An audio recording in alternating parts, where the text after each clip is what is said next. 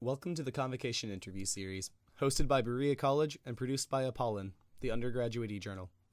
Apollon's mission is to publish superior examples of undergraduate humanities research, as well as fully utilize the e-journal format through image, text, and sound. In the spirit of this mission, the Convocation Interview Series provides Berea College students the opportunity to engage in conversation with a diverse calendar of speakers and performers. The expertise of these speakers and performers provides a valuable resource, as well as the opportunity to connect the role of the public intellectual to the college environment. Hello and welcome to the fifth installment of the Fall 2011 Convocation Interview Series. My name is David Cornett and I'm the coordinator of the Convocation Interview Series. Today we are fortunate enough to have the opportunity to speak with internationally acclaimed Appalachian author Lee Smith. Our student interviewers today are Megan Jones, Sam Gleaves, and Ethan Hamblin. Would you guys please introduce yourselves to our listeners?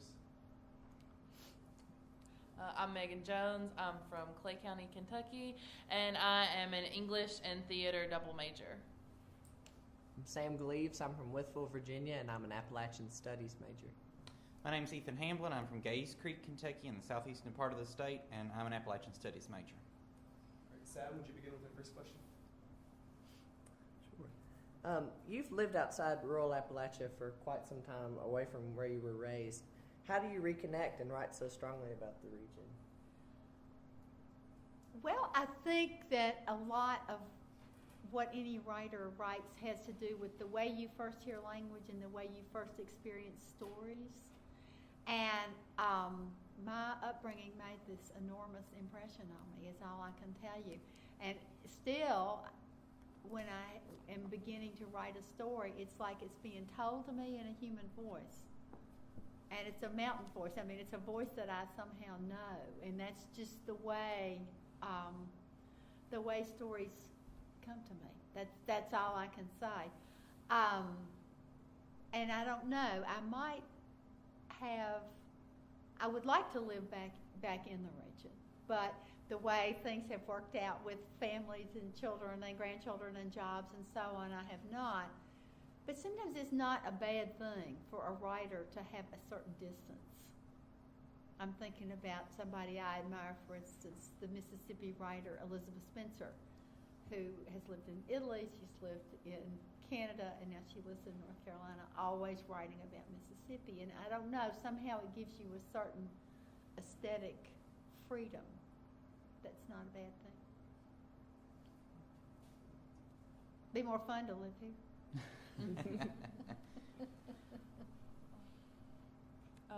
I want to know how is writing, particularly creative writing, how is it a form of activism to you?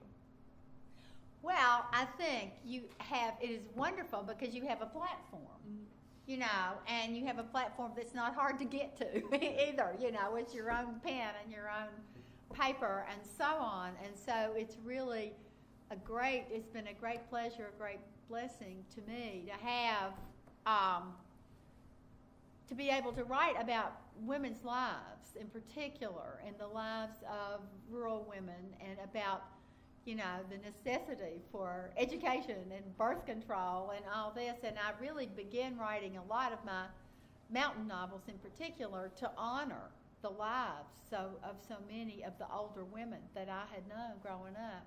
Ladies who really were not able to have an education or not have 12 children or whatever it was, but had led what I consider heroic lives, though these heroes were not praised by anybody in particular, or certainly not known outside the home and so on. I mean, they were women that kept on keeping on, as my mother would say, and I found them heroic, and I really wanted to write about them and to write about their lives. So it's wonderful to have the capacity to do that, Well, in the past week, I read Tons of Fire from your most recent collection, Miss Darcy and the Blue-Eyed Stranger. And it seemed that some of this was very autobiographical. So if so, you could talk a little bit about that. And then how much else of your writing do you consider autobiographical? Well, now, that story really does have true things in it, elements of autobiography, because the girl narrator in that story is very like me. And lots of things in the story are made up, but as she talks about her life, she was the kind of a child who would stay up all night long reading under the cover, and she was a very imaginative child. And then she was a child who keeps going out and rededicating her life at every tent revival, to the great embarrassment of her Methodist mother, and so on. And she was in many ways temperamentally and so on like myself, I would have to say. And I did have, I did run around the neighborhood and do all the things that she does as a child. But in general, and then later I wrote a novel based on a trip that I had made with my American Literature seminar. We were reading Huckleberry Finn at a women's college in Virginia at Hollins. And one of the girls just said, into one of those silences that fall, she said, we ought to go down the Mississippi River on a raft. And we did. 12 of us at the end of the semester. And I was the keeper of the ship's log for that trip in 1966. And so later I wrote my novel, The Last Girls, in which several older, middle-aged women revisit that trip in order to kind of work through some psychological baggage that they're still carrying from the first time. But other than that, I have really mostly made things up because I like making things up. I've also done nonfiction, and I do write nonfiction too. But I love to make stuff up, and it often gives me the excuse to learn more about worlds that I don't know anything about. Right now I'm writing a novel about Zelda Fitzgerald. It's set in the mental hospital in Asheville, where she lived the last 12 years of her life, and it's given me the excuse to learn all about mental illness, how it has been regarded, how it was treated, what kinds of, and this is the age of lobotomies and eugenics, and just sending women up there to Asheville from the deep south because they just want to speak their mind too much. Let's give them a shot or two, right? And it's very, very interesting. So it's always, or if you want to learn more about country music, write a novel about it, or whatever it is. I mean, it's enlarged my world, the writing. Thanks. In all your writing, is there one passage in particular that hurt the most for you to write? Yeah, I think it was probably the death of Ivy Rowe. And because that novel meant so much to me personally, it's always very difficult to separate what you're writing at any given time. The book that you're writing is very hard to separate from your life, what you're going through at any particular time. And when I started writing Fair and Tender Ladies, and then several things happened. One was that I got divorced suddenly, and then another was that my son Josh, who was schizophrenic, had his first big psychotic break and was in the hospital. My mother was dying, and she was in the hospital, and I had a job that I had to go to, and Darnell knew me when all this was going on. But so these were really hard years, and I had begun writing Fair and Tender Ladies, luckily, because the main character of that novel just became like the best friend that I had, and she got to be more and more sort of brave and more of a spitfire and have more grit and courage as the book went on. And I think I was just making up somebody because I wasn't like that. I was falling apart, and she was becoming, just like this. And I really needed her. I needed to be writing that book. I really needed her. And so the writing process was so sustaining and helpful for me during that thing. And somewhere along in that year and a half or 2 years or whatever it was, somewhere along in that period, I got the idea that if I ever wrote the end of the book where she dies, that my mother would die. So I kept writing slower and slower and slower. And I wouldn't finish it because they were so linked. everything was so linked. So I wouldn't finish it. And then my mother did die. And then about a week later, I wrote the last sentence. I mean, I knew what it was going to be forever. But I wrote it down. So that was, I guess, the hardest.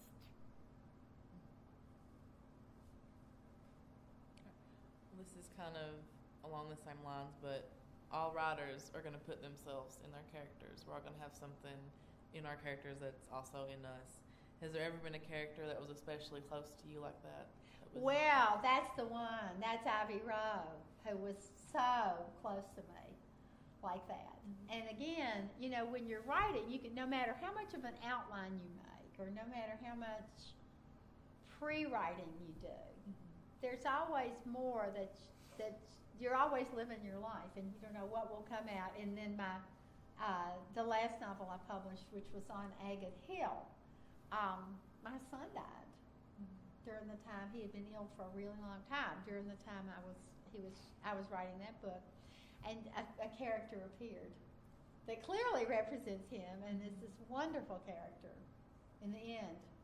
And that character never appeared in my outline or my original concept of the book. I had no idea, that when my main character went back to Agate Hill Plantation, where she had lived as a child, who would be there, and what would happen.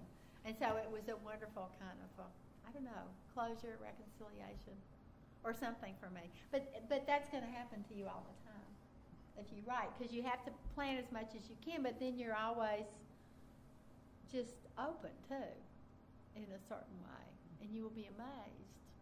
So there's always some sort of self-revelation that's going on during the process. So it just feels like, a great blessing, a great pleasure to get to do this. I can't believe I've gotten to do this for so long. Well, my next question has to do with one of my favorite book that you've written, which is The Devil's Dream. Great. I love it. Great. And so your dedication, we talked about this earlier, but I want to talk about it again because I love this. And you talk about this book is dedicated to all the real country artists, living and dead, whose music I have loved for so long. So what were your goals in writing The Devil's Dream? Was it because you loved country music, or you wanted to get to know country music more? Both. Both, okay. Both, yeah, both of those things. And I think really I have often, at least several times, picked the subject of my novels because it's a world I want to learn more about, to find out more about. And that book, The Devil's Dream, I had the most fun of any book that I've ever written because I love country music so much, and my idea was to make up a singing family and then take them down through the generations. And I based them on the Carter family, who lived not far from where I grew up.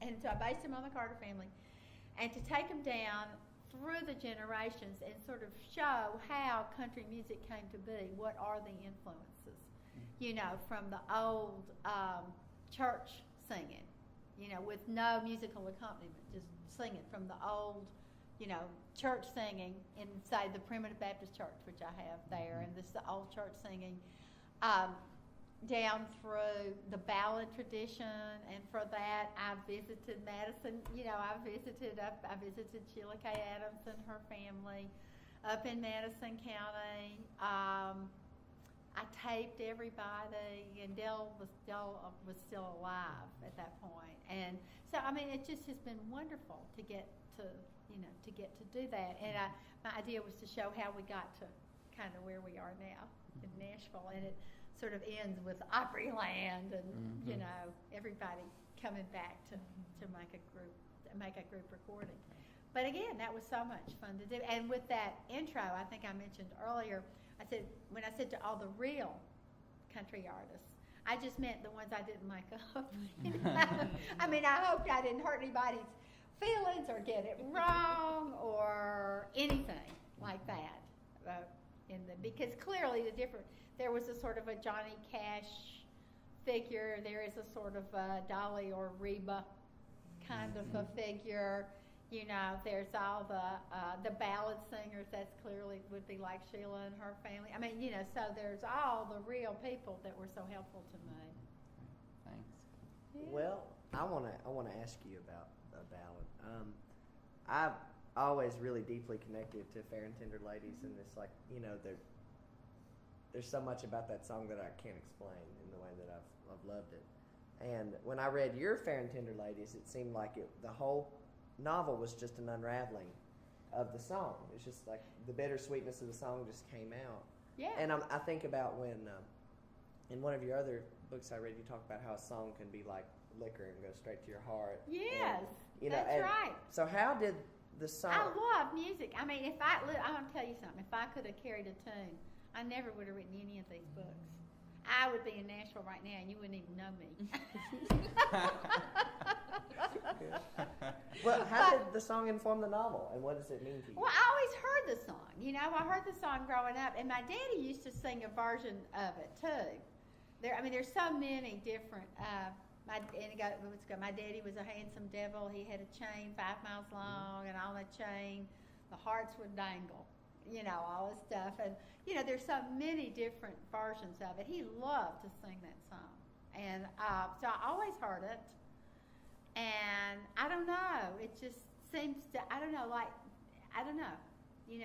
think the tune itself must go straight to our hearts, must be evocative because it's had so many incarnations. That's the tune of Dolly's Little Sparrow, and that's the tune of, just so many different things. Yeah. My last question is, what advice would you give to a young Appalachian woman who is aspiring to be a writer? Just do it. Don't think it's something you have to wait and do later when you know more. When you're young is when you're the best writer you will ever be, and when your senses are the most acute. And there are things that you know now that you'll forget later. I'm so glad that I began writing at the age you are, and when I was in school, because my first novel, for instance, is written from the point of view of a 9-year-old child, which is a voice that I cannot do anymore. I'm just too far away from it. And there are other things with other younger protagonists. You're as smart as you'll ever be right now. You're only going to get dumber.